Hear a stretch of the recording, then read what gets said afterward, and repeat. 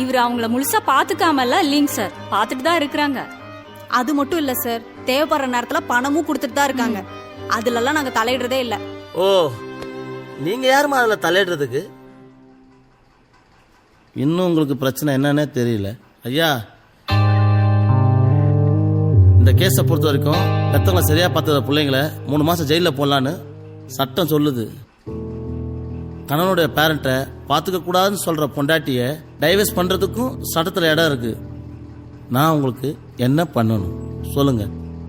ஐயா, நீங்க படிச்சவங்க, எது சரி எது தப்புன்னு உங்களுக்கே நல்லா தெரியும். நாங்க கெஞ்சி கேட்டுக்கிறதெல்லாம் கடைசி காலம் 2 பேரும் சாகிற வரைக்கும் எங்க பேர குழந்தைகளோட ஒன்னா இருக்கும். அது போறியா எங்களுக்கு? அது போறியா எங்களுக்கு? எங்களால எந்த பிரச்சனையும் வராதீங்க குடும்பத்துக்கு. எங்களால எந்த பிரச்சனையும் வராதீங்க.